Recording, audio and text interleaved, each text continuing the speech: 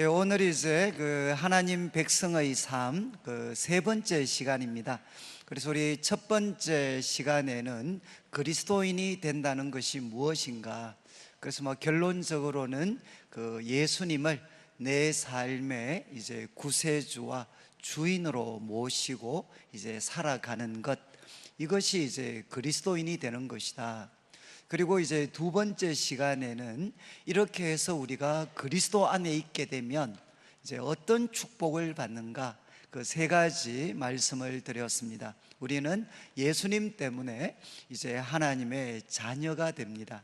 그리고 우리는 예수님 때문에 이제 하나님의 작품이 되게 되고, 그리고 예수님의 몸이고 하나님의 가족인 이제 교회, 우리는 교회에 속하게 됩니다.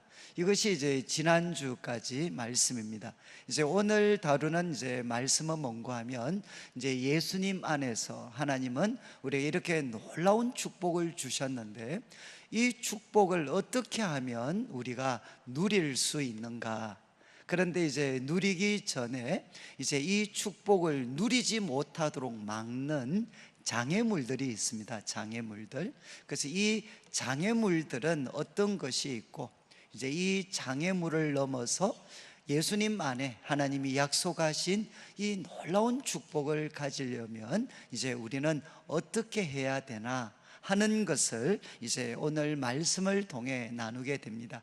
그런데 이제 이 말씀을 저희들이, 여러분들이 잘 알고 계시는 이제 예수님의 비유 중에 아마 가장 대표적인 비유인데, 씨 뿌리는 비유를 통해서 오늘 이제 우리가 함께 살펴보겠습니다. 내용은 잘 아시니까. 그래서 5절 말씀에 보면 이제 예수님께서 이제 비유로 말씀을 하십니다. 씨를 뿌리는 자가 이제 씨를 뿌리러 나갔다. 그래서 이제 한번 그림을 그리셔야 됩니다. 어떤 그림인가 하면, 이제 우리 성도님들 한 분 한 분은 예수 그리스도를 이제 믿음으로 말미암아 이제 하나님이 주신 놀라운 축복을 받을 수 있는 그 말씀의 씨를 이제 받은 사람들입니다. 받은 사람들인데, 이제 이 말씀을 받은 내 마음의 상태가 이제 어디에 속하는가 하는 것을 이제 오늘 살펴보셔야 됩니다. 그래서 지금 예수님께서 이제 씨를 뿌리는데, 그 중에 일부는 어디 떨어졌는고 하면 이제 길가에 떨어졌다. 길가에. 그러니까 길가에 떨어지니까 이제 흙에 흡수가 되지 않습니다. 그래서 공중의 새가 이거를 다 먹어버렸다. 그리고 이제 6절 말씀에는 들어는 이제 또 바위 위에도 떨어졌다. 그런데 이제 바위 위에는 흙이 이렇게 얇게 덮고 있습니다. 그러니까 이제 빨리 삭이 나죠. 빨리 삭은 났는데 이제 뿌리를 내리지 못하고, 또 습기가 이제 없으니까 금방 이렇게 말라버렸다. 그리고 이제 7절 말씀에는 또 들어는 가시 떨기 위해 이제 떨어졌다. 그런데 가시 떨기 위해 떨어지니까 이제 가시가 함께 자랐다. 그 싹과 함께, 또 이제 열매를 맺으려고 하는 그거와 함께 자라서 기운을 막아버렸다. 여기 이제 막았다라는 표현은 질식시키다 이런 뜻입니다. 그래서 완전히 기운을 막아가지고 질식을 시켜버렸습니다. 그리고 이제 네 번째는 들어는 8절 좋은 땅에 떨어졌는데, 이제 싹이 나고 이제 곧 100배의 결실을 맺게 됐다. 이렇게 예수님께서 말씀을 하셨습니다. 그리고 이제 마무리를 하셨죠. 들을 기 있는 자는 들으라. 이렇게 이제 말씀을 하셨습니다. 그러니까 이제 예수님께서 비유로 말씀하셨을 때는 의도가 있습니다. 어떤 의도가 있는가 하면, 한쪽으로는 감추십니다. 말씀을 전하시는데 이 말씀을 깨닫지 못하도록 한쪽 편 사람에게는 말씀을 감추시는 역할을 합니다. 누구한테 감추겠습니까?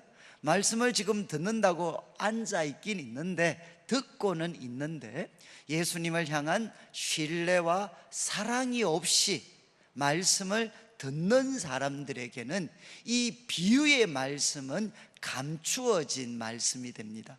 그러나 이제 이런 비유의 말씀, 잘 이해가 되지 않는 이런 말씀을 들을 때도 예수님을 향한 변함없는 신뢰와 사랑이죠. 예수님께서 저런 비유의 말씀을 하실 때는 아마 특별한 뭔가 깊은 뜻이 있으실 거다 라고 예수님을 끝까지 신뢰하고, 이제 9절 말씀을 보시면 제자들이 어떤 태도를 보여줍니까? 이 비유의 뜻을 묻게 됩니다. 들었던 대다수의 사람은 그냥 다 돌아가 버렸는데, 이제 제자들은 예수님께 이 비유의 뜻을 묻습니다. 그러니까 이제 10절에 예수님께서 이렇게 말씀을 하시죠. 하나님 나라의 비밀을 아는 것이 너희에게는 허락이 되었다. 여기 너희는 누구죠? 예수님이 비유로 말씀하셨음에도 불구하고 그분을 향한 깊은 사랑과 신뢰 속에서 이제 예수님께 묻는 사람들입니다. 예수님께 묻는 사람들, 그들에게 하나님 나라의 비밀은 허락되어졌다는 겁니다. 그렇지만 다른 사람에게는 비유로 했다. 이 다른 사람은 무엇이겠습니까? 말씀을 듣지만 예수님을 향한 깊은 사랑과 신뢰가 없이 듣는 사람들입니다. 그래서 그들에게는 어떤 일이 이루어지느냐? 이제 이는 그들로 보아도 보지 못하고 들어도 깨닫지 못하게 하려 함이다. 이것은 이사야 6장의 말씀을 이제 인용하셔서 이제 우리 복음서에는 이 말씀이 여러 번 등장을 합니다. 이사야 선지자를 통해 말씀하신 그 일이 이루어지게 하려고 예수님께서는 비유로 말씀을 하셨다는 겁니다. 자, 그래서 이제 비유에 대한 그 목적, 이유에 대해서 말씀하신 다음에 이제 11절부터 이제 비유를 설명을 하시죠. 이제 씨는 무엇이냐? 하나님의 말씀이다. 그런데 하나님의 말씀인데 12절을 보시면 이제 길가에 대한 설명을 하시면서 12절 후반부 보시면 이런 말씀이 있습니다. 마귀가 가서 그들이 믿어 구원을 얻지 못하게 하려고 그 말씀을 그 마음에서 빼앗았다. 여러분, 이 말씀을 통해서 볼 때 씨는 하나님의 말씀이라고 한 그 말씀은 특별히 어떤 내용이겠습니까? 구원과 관계되는 거죠. 그 말씀을 믿으면 구원을 얻게 하는 이제 구원의 말씀입니다. 또 우리들의 표현을 하면 복음이죠. 복음, 구원의 말씀, 이 복음의 말씀, 이 말씀이 바로 씨라는 겁니다. 씨. 그런데 이 씨를 이제 우리 모두가 다 받았습니다. 그런데 이 비유의 핵심은 뭔가 하면, 여러분, 구원의 이 말씀, 이 구원의 말씀은 무엇에 제약을 받느냐? 듣는 사람들의 마음 상태, 듣는 사람들의 마음 상태에 의해서 이 말씀은 제약을 받는다는 것입니다. 그래서 이제 첫 번째 설명을 하시죠. 12절에 길가에 있다는 게 뭐냐? 이제 말씀을 듣는 자다, 들은 자다. 그런데 이제 마귀가 가서 그들이 믿어 구원을 얻지 못하게 하려고 말씀을 그 마음에서 빼앗아가 버린다는 겁니다. 여러분이 이제 돌밭이나 가시밭이나 그리고 또 좋은 밭, 이 밭은 마귀가 빼앗아가지를 못합니다. 여러분, 마귀는 이제 앞에 비유해서 무엇으로 설명을 했죠? 공중의 새입니다. 공중의 새. 그런데 공중의 새가 왜 길가에 떨어져 있는 씨는 이렇게 먹어버리겠습니까? 돌밭이나 가시밭이나 좋은 밭에 뿌려진 씨는 못 먹는데 왜 길가에 놓여진 씨는 먹어버리겠습니까? 그건 당연하죠. 이제 그 바닥이, 땅이 딱딱하니까 흡수가 되지 않습니다. 그러니까 이제 씨가 떨어지면 그대로 노출이 되어 있습니다. 흙 속에 들어가 버리면 이제 새가 먹지를 못할 텐데, 땅이 딱딱하니까 노출이 되어 있으니까 공중의 새가 먹어버린다는 겁니다. 여러분, 이 말씀을 보면 이제 길가에 마음의 상태가 길가와 같은 사람들에게는 이런 일이 일어난다는 거죠. 마귀가, 그 말씀이 마음속에 흡수가 되지 않으니까 마귀가 이제 그 말씀을 먹어버린다.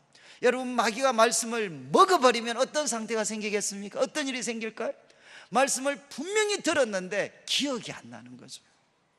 제가 이제 우리 특별히 연세가 좀 있으신 분들은 저한테 웃으면서 항상 자주 하시는 말씀이, 목사님 말씀을 들을 때는 이 본당 안에 있을 때는 뭔가 마음이 뜨겁고 깨달아지는 것 같은데 문 밖에만 나가면 아무 생각이 안 납니다. 그래서 이제 저한테 이제 그런 이렇게 말씀을, 그래서 결론은 사실은 목사님 말씀은 항상 새롭게 은혜롭게 들립니다, 이런 이야기를 하시는데, 그런데 이제 중요한 거는 뭐죠? 이 잊어버리는 거를 해석을 잘 하셔야 돼요. 이게 은사인가 아니면 마귀의 역사인가? 그런데 이제 예수님께서는 말씀을 하셨습니다. 마귀는 우리들의 삶에서 무엇을 빼앗아 가려고 하나? 여러분, 부귀영화가 아닙니다. 마귀가 우리들에게 빼앗아 가려고 하는 것은 바로 말씀입니다. 말씀. 그래서 길가에 있는 마음의 상태가 길가인 사람들은 말씀이 전혀 흡수되지가 않아요. 다른 말로 하면 이제 이 마음의 밭이 기경되어져 있지 않습니다. 말씀과 기도와 찬송과 예배를 통해서 이 마음의 밭을 갈아엎어야 되는데 이제 기경하지 않으니까 딱딱하게 굳어져 있고, 그래서 말씀을 받으면 어떤 일이 생기느냐? 노출이 되니까 마귀가 먹어버린다는 겁니다. 이런 일이 생긴다. 그리고 이제 두 번째, 세 번째가 아마 우리 성도님들과 가장 어떻게 보면 공감이 되시는 말씀이죠. 이제 13절에 바위 위에 있다는 것은, 말씀이 바위 위에 던져졌다는 것은 뭔고 하면 말씀을 들을 때 기쁨으로 받는다는 겁니다. 기쁨으로. 앞에서 말씀드린 것처럼 바위 위에는 흙이 얕으니까 씨가 뿌려지면 금방 삭이 나는 것처럼 기쁨으로 말씀을 받는다는 겁니다. 그런데 문제는 뭐냐? 뿌리가 없다는 거죠. 뿌리가 없기 때문에 결국 생기는 결과는 뭔가 하면 잠깐 믿습니다. 분명히 기쁨으로 받아들였고, 그리고 잠깐 믿는데 이제 시련을 당하게 되면 예수님을 믿는 것 때문에 불편한 것이 생기게 되고, 또 예수님을 믿는 것 때문에 때로는 손해를 봐야 될 때도 생기고, 때로는 예수님을 믿는 것 때문에 사람들로부터 반대와 핍박을 받아야 될 때도 있습니다. 그래서 시련을 만나게 되면 어떤 일이 생기느냐? 배반하는 자다. 배반하는 일이 생긴다는 거죠. 그래서 우리가 예수 그리스도의 그 구원의 말씀을 우리 마음에 받았지만 어떤 마음의 밭이 있을 수 있느냐? 바로 바위와 같은 그런 마음, 돌짝밭이라고 우리 익숙한 표현은 그 돌짝밭과 같은 마음이 있어서 분명히 기쁘게 받고 하나님 앞에 찬송도 드리는 것 같은데, 문제는 뭡니까? 바로 뿌리를 내리지 못했습니다. 말씀의 뿌리가 우리 영혼 속에 깊이 내려져 있지 않으니까 어떤 일이 생기느냐? 이제는 시련이 오면 넘어져 버린다는 겁니다. 그리고 이제 세 번째, 가시떨기에 떨어졌다는 것은 아마 가장 많은 분들이 이제 여기에 해당이 될 수 있겠죠. 가시떨기에 떨어졌다는 것은 말씀을 들었습니다. 그리고 이제는 삭도 납니다. 그리고 자라납니다. 그런데 문제는 뭐죠? 이것이 자라는 것과 함께 곁에 있는 가시떨기들도 같이 자라게 되는 거죠. 그런데 우리 마음에 바로 자라나는 가시떨기를 예수님은 세 가지로 말씀을 하셨습니다. 첫 번째는 뭐냐? 이생의 염려입니다. 그래서 우리가 세상을 살아가게 되면 염려와 근심이 우리들의 마음을 짓누르게 됩니다. 그래서 이 세상의 염려와 근심이 어떻게 되느냐? 하나님의 말씀, 이 구원의 말씀, 이 기운을 막아버린다는 것입니다. 그리고 두 번째는 뭐냐? 돈이라는 겁니다. 돈. 이 돈에 대한 애착과 돈에 대한 그 탐심이 바로 구원의 말씀의 이 기운을 막아버린다는 겁니다. 그래서 제가 이제 우리 순장님들이 가끔 저한테 이제 목사님, 자기들은 말이 잘 안 먹혀 들으니까 우리 목사님이 한번 좀 이야기를 해 주십시오. 그래서 무슨 이야기를 하면 좋겠습니까? 그러면 그분들이 웃으시면서 하는 말이, 목사님, 우리 예친언들한테, 성도님들한테 예친 가서 요번에 집 사서 얼마 벌었다, 이 이야기 좀 안 하게 해 주십시오. 이 이야기 하고 나면 전부 다 은혜 받고 마지막 결론은 뭐냐? 나도 집 사야 되겠다, 이런 쪽으로 다 간다는 거예요. 사랑하는 성도님들, 이제 사람들의 관심이 물론 집도 필요하고 다 하지만 그것이 우선적인 관심이 되어버리면 어떻게 됩니까? 바로 생명의 말씀, 구원의 말씀이 질식되는 거죠. 또 무엇이 있느냐? 이제 쾌락입니다. 쾌락.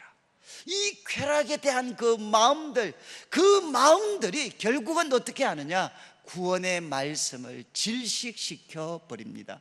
그래서 예수님은 말씀하셨죠. 이 구원의 말씀이 우리 마음에 뿌려져도 그 마음의 밭이 가시떨기 밭이면 어떻게 되느냐? 분명히 자라는 것 같은데 열매를 못 맺습니다. 왜? 이제 이생의 염려와 그리고 또 돈과 쾌락의 그 가시떨기들이 우리 마음에 함께 자라나서 마침내는 생명의 말씀, 그 기운을 질식시켜 버린다는 것입니다.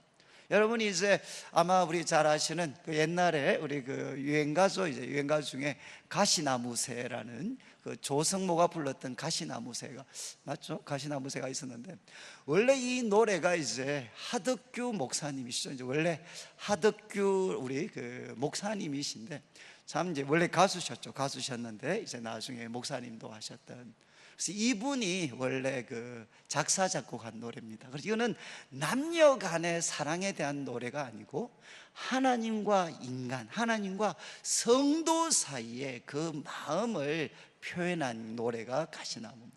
그래서 제가 이제 뭐 잘은 모르지만 그래도 이렇게 그 가사 중에 내 속에 내가 너무도 많아서 이제 당신의 쉴 곳이 없습니다. 바로 나라는 그 가시가 내 속에 너무너무 많아가지고 예수님을 주인으로 모셨지만 바로 주님의 쉴 곳이 없습니다. 그래서 저는 이제 우리 성도님들 했으면 가장 많이 공감할 수 있는 상태가 이 상태인 것 같아요. 우리가 구원의 놀라운 말씀, 예수님 안에 있는 놀라운 축복의 말씀을 받았음에도 불구하고 적지 않은 분들은 이제는 환난 때문에, 시련 때문에 우리는 넘어질 수가 있습니다. 그리고 또 하나는 무엇이냐? 이제는 이 말씀과 함께 우리 마음 속에 이생의 염려 그리고 돈과 쾌락이라는 그 가시가 같이 자라도록 만들어버리는 거죠. 그걸 허락을 해줘 버리면 어떻게 되느냐? 이 가시떨기들이 생명의 말씀, 축복의 말씀을 질식시켜 버린다는 것입니다. 저는 이제 이 말씀을 좀 묵상을 하면서 우리 성도님들은 좀 어디 속하실지 모르겠습니다. 저는 이제 저도 말씀을 준비하면서 이제 제 자신을 한번 돌아보게 됐습니다. 저도 참 이렇게 대학교 2학년 때 그때 예수님을 만났을 때는 정말 우리 찬송가 중에 뭐 이런 찬송이 있잖아요. 세상과 나는 간 곳이 없고 구속한 주만 보이도다. 그래서 아무리 어렵고 힘든 일이 있어도 이제 예수님 앞에 무릎을 꿇고 하나님을 아버지라고 부르게 되면 아무리 어려운 상황이라도 세상과 나는 간 곳이 없어지고 나를 구원해 주신 그 주님만 보이게 되는 그런 놀라운 은혜를 저도 누렸던 적이 있습니다. 그런데 이제 시간이 많이 지났고 지금 이제 내 마음의 상태는 과연 어디에 해당을 할까? 내가 참 이 돌밭에 속할까? 목사로서 내가 시련에 넘어지는 좀 그거는 아니지 않을까? 또 이제 한편으로는 이제 가시죠, 가시떨기. 제 속에도 이제 이생의 염려가 있습니다. 그래서 교회에 대한 뭐 많은 근심과 걱정이 있습니다. 뭘 보면 아느냐? 기도한다고 눈을 감으면 분명히 이제 기도를 하고 있었는데 조금 있으면 10분만 지나면 걱정을 하고 있는, 이제 다른 문제로 또 걱정에 빠져 있는 제 자신을 정말 자주 발견을 합니다. 그러니까 분명히 내 속에도 이제 이생의 염려, 그리고 돈과 쾌락의 가시들이 제 마음 속에도 이렇게 자라고 있겠죠. 그렇지만 이제 이것만은 다가 아닌 것 같았어요. 그래서 제가 이제 한 주 동안 제 자신도 돌아보고 또 이 말씀과 관계된 여러 가지 책을 보다가 하나 좀 충격적인, 제한테는 충격적인 질문을 하나 발견하게 됐습니다. 그게 뭔가 하면, 지금 이제 예수님 비유에 여기 길가에 나온, 길가에 뿌려진 씨가 나오는데, 마음의 상태가 길가였던 이제 복음서 속에 바로 길가의 마음을 가진 대표적인 인물은 누구인가? 라는 그 질문이 한 책 속에 있었습니다. 여러분, 복음서에서 길가의 마음을 가진 사람, 가장 대표적인 그룹이 누구겠습니까? 우리가 생각할 때는 이 사람들은 초신자나 아니면 불신자라고 생각하기 쉽습니다. 그러나 그 책에 분명히 명기를 해놨어요. 복음서 속에 바로 길가의 마음을 가진 사람들, 그래서 예수님이 어떤 놀라운 마음을 주셔도 그 마음에 받아들이기를 거부하고 오히려 그 말씀에 터집을 잡고 문제를 제기해서 마침내 예수님을 죽음의 자리에까지 몰고 간 그 길가의 마음을 가진 가장 대표적인 그룹은 누구냐? 당시 바리새인과 서기관, 사두개인들로 대표되는 유대인의 종교 지도자들이었다. 이게 바로 그 책에서 기록을 했더라. 제가 정말 이렇게 충격을 받았어요. 그리고 이제 제 자신을 제가 조금 이해를 하게 됐습니다. 분명히 제 속에 시험에 무너지는 돌밭에 그런 어떤 성향도 제 마음에 있을 것이고, 그리고 또 하나 정말 가시, 이 세상의 근심과 그리고 돈과 쾌락의 가시, 그 가시에 질식되어서 정말 이 구원의 기쁨을 잃어버리는 그런 모습도 있겠지만, 어쩌면 나에게는 이 길가의 위험이 가장 도사리고 있는 것 아닌가. 여러분, 예수님 당시에 바리새인, 서기관 그리고 사두개인들이 왜 길가의 마음을 가졌습니까? 그들은 예수님의 말씀을 통해서 자신을 살피기를 거부하고 어떻게 했죠? 자신의 기준으로 예수님의 말씀을 판단했습니다. 바로 거기에서 어떻게 되죠? 예수님이 어떤 말씀을 하셔도 그들은 받아들이기를 거부한 거죠. 여러분, 지금도 여러분 주님의 놀라운 말씀을 받아들이기를 거부하는 사람은 불신자들에게만 일어난 것이 아니라 저와 같은 교회 지도자들에게 일어날 수 있는 문제입니다. 여러분, 저와 같은 지도자들에게는 자신을 말씀을 통해 자신을 살필 수 있는 능력을 상실해버리면 그 사람은 뭐가 되느냐? 길가의 밭으로, 길가의 마음을 가진 사람으로 전락되어져 버립니다. 저도 이제 말씀을 대하면 어떻겠습니까? 항상 이 말씀을 대하면 이 말씀을 가지고 어떻게 설교를 할까? 그리고 이 말씀을 통해서 저 사람은 저런 문제고 저 사람은 저런 문제를 가졌고 저한테도 가장 힘든 일이 무엇이냐? 말씀을 대할 때 남을 가르치기 전에 내 자신을 가르칠 수 있는 능력이 과연 있는가 하는 것이 제게는 가장 중요한 문제죠. 마찬가지로 저와 같은 교회에서 앞장서서 많은 수고를 하시는 분들에게도 이 문제가 생길 수가 있습니다. 언제 우리들의 마음이 옥토에서 바로 길가의 밭으로 전락할 수 있느냐? 자기 자신을 살피기를, 말씀을 통해 자신을 살피는 것을 포기하고 자신의 기준을 가지고 말씀을 살피고 자신의 기준을 가지고 남을 살피는 사람이 될 때 우리는 옥토에서 길가의 밭으로 전락될 수가 있습니다. 사랑하는 성도님들, 이제 예수님께서 말씀을 하셨죠. 주님이 주신 놀라운 그 구원의 말씀이 우리들에게 시간이 지나면 지날수록 더 풍성해지기보다는 질식하고 사라져버리는 이유가 무엇이냐? 바로 이 세 가지 때문이라는 겁니다.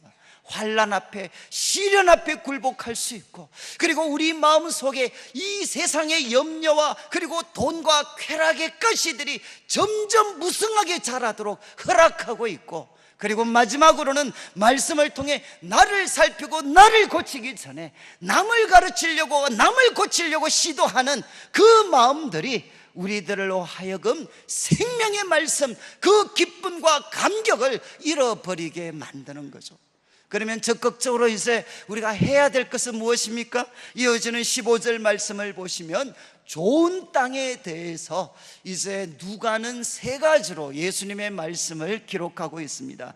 좋은 땅에 있다는 것은 무엇이냐? 첫 번째는 착하고 좋은 마음이다.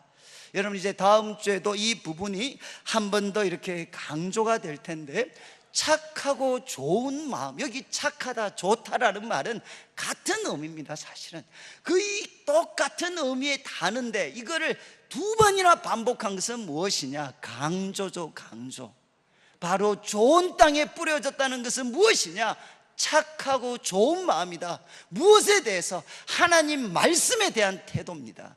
하나님의 말씀에 대해서 그 사람은 착하고 좋은 마음을 가지고 있다는 겁니다. 여러분, 이제 이 말과 대조가 되는 게 무엇이겠습니까? 착하고 좋은 마음과 대조가 되는 것은 쉽게 생각하면 삐딱한 마음이죠. 그리고 교만한 마음입니다. 그리고 또 말씀을 들을 때 오히려 약점을 잡기 위해서 말씀을 듣는 것입니다.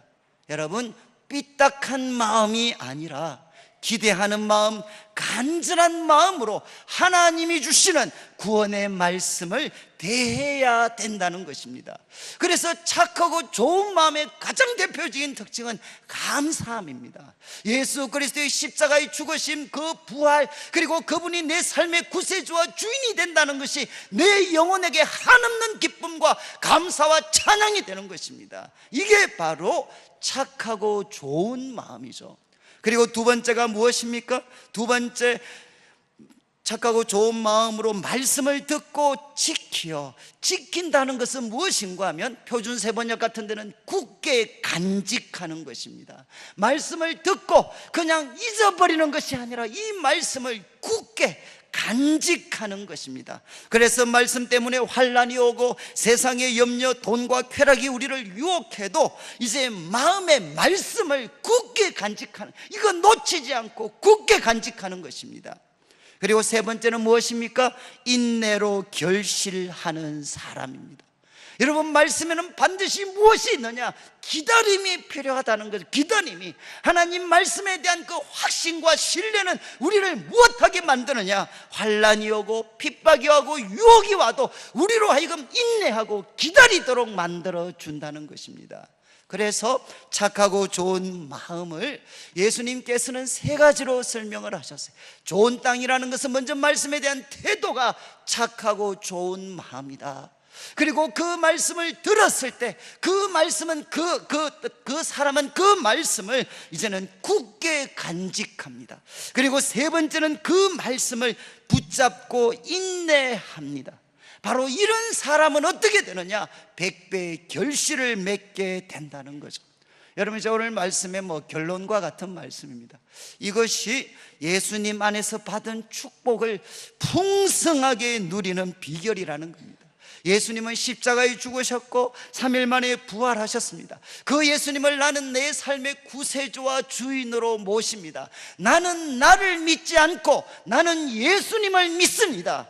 그리고 이제 이 예수님 때문에 나는 하나님의 자녀가 되었습니다. 나는 하나님의 작품입니다. 그리고 주님의 몸된 교회에 속해서 바로 주님께서 예수님의 이름으로 마음껏 우리에게 축복을 해 주십니다. 하나님의 사랑, 하나님의 능력, 하나님의 지혜로 주님께서 우리를 풍성하게 하시고 거룩하게 하시고 영광스럽게 하실 것입니다.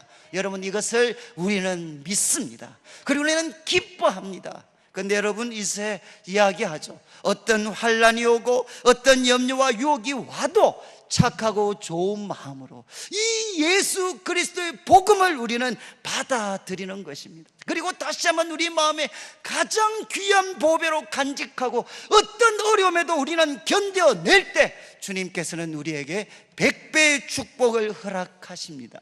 이 세 가지 태도를 우리가 다음 주에는 어떤 용어를 쓸 것이냐? 믿음이라는 용어를 쓰게 됩니다. 이제 오늘 말씀을 마무리하면서 여러분, 오늘 말씀을 통해 예수님 안에서 받은 축복을 우리가 풍성히 누리려면 먼저 세 가지 장애물을 넘어서야 됩니다. 먼저는 뭐죠? 이제 환난이라는 장애물 굴복하시면 안 됩니다. 그리고 말씀을 우리 마음 영혼 속에 깊이 뿌리 내려서 이 환난이라는 장애물을 넘어서셔야 돼요. 그래서 여러분, 우리 마음을 한번 살피셔서 세상의 염려와 근심, 돈과 쾌락의 가시가 우리 마음의 밭을 덮지 않도록 우리 마음의 밭을 살피셔야 됩니다. 그리고 이 가시들이 생길 때마다 우리가 예수님께 고백하고 성령의 도우심으로 이것을 뽑아버려야 돼. 그리고 이제 적극적으로는 이제 우리가 말씀에 대해서 착하고 좋은 태도를 가지고, 그리고 이거 간직하고 인내하면서 결실하는 자들이 되는 것입니다. 그런데 저는 이제 이 말씀 하다가 마지막 한 가지, 여러분 좀 자기 마음의 상태를 한번 살펴보시면 이제 4개 중에 어디에 속하는 것 같습니까? 아마 뭐 다 이렇게 제가 볼 때는 25%씩 아마 다 나누어질 것 같아요. 이렇게 다 4분의 1씩 나누어지는데, 그럼 결론이 뭐겠습니까? 이제 우리 마음의 밭을 알았으면 그 다음 어떻게 해야 되죠? 이제 우리 마음을 좋은 땅, 착하고 좋은 마음으로 바꾸셔야 됩니다. 그런데 제가 지난주 이제 월요일 날 웨익이라는 우리 선교회와 같이 이제 저희 교회 선교 기도회가 이렇게 같이 이렇게 기도를 드렸습니다. 그런데 그때 한 영국에 이제 선교사님이 오셔서 이제 무슬림 사역을 하시는데 이제 간증을 하셨어요, 간증. 그래서 참 영국에도 얼마나 많은 무슬림들이 이렇게 계시는지 몰라요. 근데 그분들에게 복음을 전한다고 참 수고하셨는데, 근데 그분이 무슨 말씀을 하셨는가 하면, 영국도 그렇고 또 미국도 그렇고, 이번에 자기가 자료를 한번 봤는데 그 무슬림 가운데 이제 우리 그리스도인으로 회심한 사람들이 있다는 것.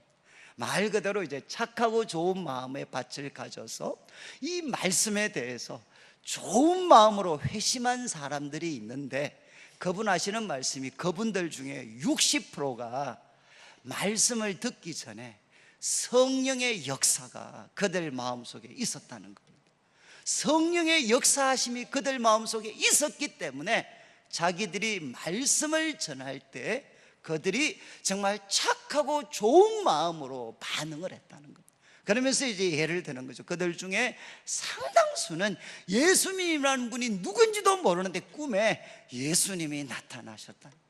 그리고 이제 한 사람을 만날 것에 대해서 꿈으로 말씀을 해 주셨고, 그 말씀을 들을 때 너에게 이전에 맛보지 못했던 참된 생명의 역사가 있을 거다라는 그런 확신을 꿈 가운데서 그가 보게 됐다는 거예요.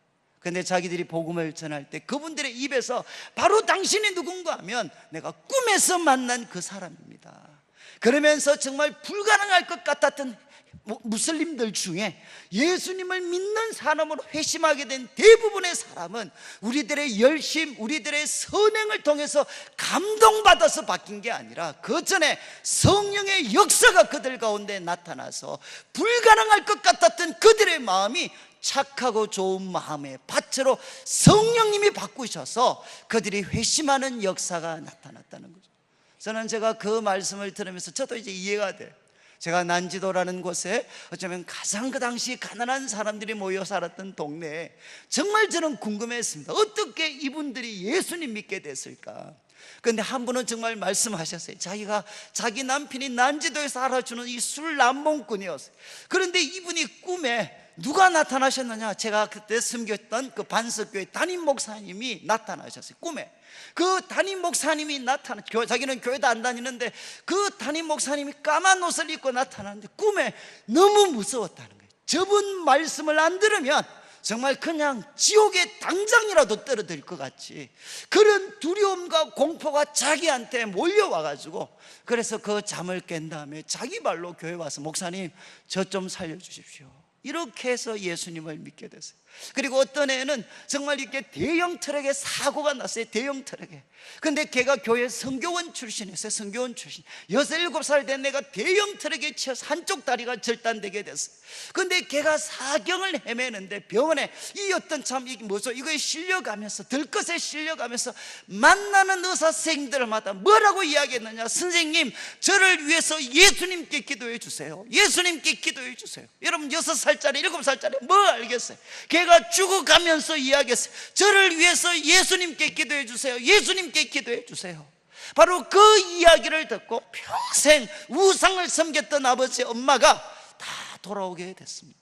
사랑하는 성도님들, 그래서 그 선교사님도 이야기하셨죠. 우리들이 만든 교재, 우리들의 성경적인 지식, 그리고 우리가 했던 좋은 일이 그들의 마음을 착하고 좋은 마음의 밭으로 바꾼 게 아니라 성령의 역사가 그들의 마음을 착하고 좋은 마음으로 바꾸었습니다. 사랑하는 성도님들, 마찬가지입니다. 지금 저희들의 마음이 정말 길가와 같이 굳어져 있다 할지라도 성령님은 우리들의 마음을 착하고 좋은 마음으로 기경하실 수가 있습니다. 우리들에게 상처와 분노가 바위처럼 우리들의 영혼을 막고 있다 할지라도 성령이 역사하시면 그 바위를 깨뜨릴 수가 있습니다. 그리고 이 세상의 염려, 그리고 돈과 쾌락에 대한 그 가시가 우리들의 마음을 덮고 있다 할지라도 성령이 역사하시면 그 가시를 예수 이름으로 뽑을 수가 있습니다. 사랑하는 성도님들, 그래서 우리가 말씀을 들을 때마다, 그리고 주님 앞에 쓸 때마다 구해야 될 것이 무엇이겠습니까? 성령님, 저에게 찾아와 주십시오.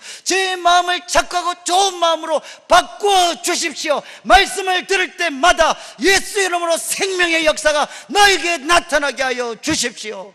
저는 요즘 아침마다 말씀을 하나씩 간증을, 미국에 있는 말씀을 짧게 간증을 들어요. 근데 그 한 기도의 제목 진행해서 아침마다 이분이 뭐라고 기도하느냐? 하나님, 저에게 예수님을 주십시오. 아침마다 하나님, 저에게 예수님을 주십시오. 십자가에 피 흘려 죽으신 그 예수님, 3일 만에 부활하신 예수님, 만왕의 왕이요 만주의 주이신 예수님을 하나님, 저에게 주십시오. 여러분, 바로 우리의 기도가 이렇게 되어야 되지 않겠습니까? 저는 우리 성도님들이 성령의 그 역사심 가운데 다시 한번 우리들의 마음의 밭이 착하고 좋은 마음의 밭으로 새로워져서 100배의 결실을 맺게 되고, 나아가서 우리를 둘러싸고 있는 이웃들이 있습니다. 사랑하는 가족들이 있습니다. 아직도 주님을 알지 못하는 수많은 사람들, 마치 그들은 예수님께 돌아오는 것이 불가능하게 보인다 할지라도 이제 교회가 해야 될 일이 무엇이겠습니까? 다시금 손을 열어서 주님, 그들에게 나타나 주십시오. 그들의 마음을 기경하여 주십시오. 착하고 좋은 마음의 밭으로 그들의 마음을 새롭게 하여 주십시오. 여러분, 이것이 바로 교회가 세상을 이기는 길입니다. 오늘 말씀을 마무리하면서 저는 우리 성도님들 마음이 다시 한번 성령의 도우심 가운데 착하고 좋은 마음의 밭으로 새로워져서 우리 성도님들의 삶 속에 100배의 결실이 맺혀지게 되고, 다시금 우리가 손을 들어서 이 도시를 향하여, 그리고 이 도시의 참된 영적인 부흥을 위하여 기도하여서 성령님이 하나님을 알지 못하고 하나님을 멀리 떠나간 사람들의 마음을 움직여 주셔서 그들을 착하고 좋은 마음의 밭으로 바꾸셔서, 저는 우리 성도님들을 통해, 그리고 성령님의 놀라운 역사를 통해서 다시금 이 대구 땅에 또 한 번의 영적인 부흥이 일어나게 되기를 주님의 이름으로 축원합니다.